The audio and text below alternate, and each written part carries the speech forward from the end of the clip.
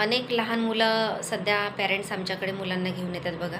छोट्या छोट्या मुलांना, जे मुलं 8-8, 10-10 वर्षाचे आहे, 6 वर्षाचे आहे, 12 वर्षाचे, ज्यांना काही कळतही नाही, अशा मुलांना मानेचं दुखणं आणि चक्कर, अशा कंप्लेंट घेऊन पुष्कळ पॅरेंट्स आमच्याकडे मुलांना घेऊन येतात. तर हे कशामुळे होत आहे? तर हे होत आहे तुमचं कंटिन्यू यूज ऑफ स्क्रीन.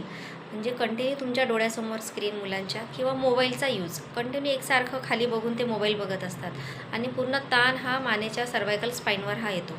हळूहळू या लहान मुलांमध्ये सर्वायकल स्पाईनचे आजार हे वाढत चालले आहेत, ज्याच्यामुळे एखादी नस जर प्रेस झाली तर मग तिथे त्यांना मळमळ होणं, वॉमिटिंगसारखं वाटणं, चक्कर येणं आणि खूप मानेमध्ये किंवा इकडे हातामध्ये त्यांना पेन होणं, हे पेशंट सध्या खूप वाढलेले आहेत बघा. तर नक्कीच हे पॅरेंट्स लोकांनी काळजी घेण्यासारखं आहे आणि याच्यावर विचार करण्यासारखा आहे.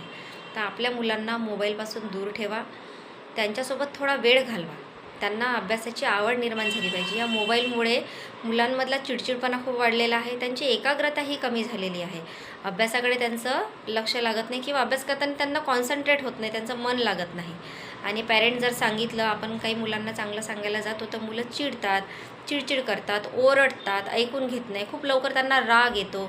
तर हे खूप कॉमन आपल्याला हे बघायला मिळत आहे. मग ग्रामीण भागातही बघायला मिळत आहे आणि शहरी भागामध्ये सुद्धा मिळत आहे. तर आपण नक्कीच मुलांना थोडा वेळ द्या, आपल्या मुलांना स्क्रीनपासून दूर करा.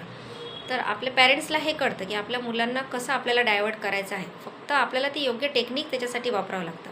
पण जर असे काही साईड इफेक्ट होऊन जर काही त्रास झाला असेल तर मुलांना वारंवार पेनकिलरसुद्धा देऊ नका.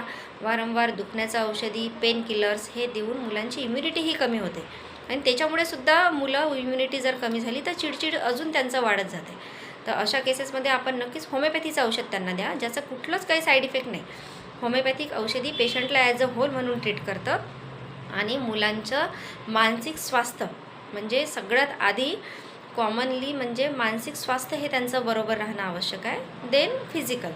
तर जर ते मेंटली फिट राहतील तर नक्कीच फिजिकली फिट राहतील.